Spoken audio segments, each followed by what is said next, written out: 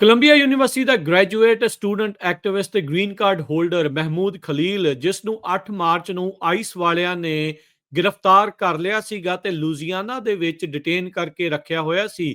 ਅੱਜ ਇੱਕ ਫੈਡਰਲ ਜੱਜ ਨੇ ਆਦੇਸ਼ ਦਿੱਤਾ ਹੈ ਟਰੰਪ ਐਡਮਿਨਿਸਟ੍ਰੇਸ਼ਨ ਨੂੰ ਵੀ ਇਸ ਨੂੰ ਹੁਣ ਬੇਲ ਦੇ ਉੱਤੇ ਰਿਹਾ ਕੀਤਾ ਜਾਵੇ।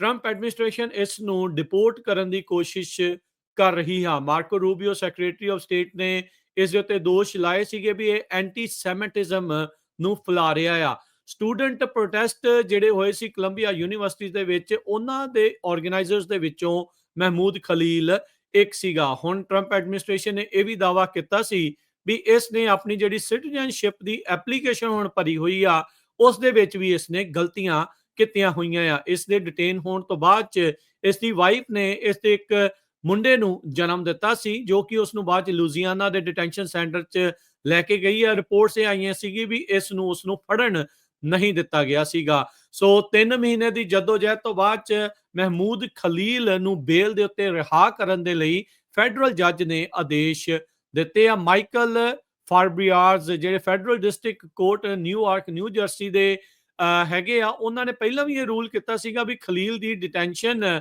ਫੋਰਨ ਪਾਲਿਸੀ ਲਾ ਦੇ ਨਾਲ ਜਸਟੀਫਾਈਡ ਨਹੀਂ ਹੈਗੀ, ਪਰ ਕਹਿੰਦੇ ਵੀ ਇਸ ਦੀ ਰਿਕੁਆਇਰਮੈਂਟ ਨਹੀਂ ਆ ਵੀ ਇਸ ਨੂੰ ਡਿਟੇਨ ਕੀਤਾ ਜਾਵੇ ਜਿਹੜੇ ਉਸ ਦੇ ਦੋਸ਼ ਲਾਏ ਗਏ ਹੈਗੇ ਆ। ਟਰੰਪ ਐਡਮਿਨਿਸਟ੍ਰੇਸ਼ਨ ਦੇ ਦੁਆਰਾ ਪੂਰੀ ਤਰੀਕੇ ਦੇ ਨਾਲ ਸ਼ਿਕੰਜਾ ਕੱਸਿਆ ਗਿਆ ਆ ਸਟੂਡੈਂਟ ਐਕਟਿਵਿਜ਼ਮ ਦੇ ਉੱਤੇ, ਸਟੂਡੈਂਟ ਪ੍ਰੋਟੈਸਟਰਸ ਦੇ ਉੱਤੇ। ਕਈਆਂ ਨੂੰ ਡਿਪੋਰਟ ਵੀ ਕੀਤਾ ਗਿਆ, ਕਈਆਂ ਦੇ ਸਟੂਡੈਂਟ ਵੀਜ਼ੇ ਵੀ ਰੱਦ ਕੀਤੇ ਗਏ ਆ, ਪਰ ਮਹਿਮੂਦ ਖਲੀਲ ਦਾ ਕੇਸ ਸਭ ਤੋਂ ਜ਼ਿਆਦਾ ਮੋਹਰੇ ਹੋਇਆ ਸੀਗਾ ਤੇ ਹੁਣ ਜੱਜ ਨੇ ਫਿਰ ਇਸ ਨੂੰ ਬੇਲ ਦੇ ਉੱਤੇ ਰਿਹਾ ਕਰਨ ਦੇ ਲਈ ਆਦੇਸ਼ ਦੇ ਦਿੱਤੇ ਆ।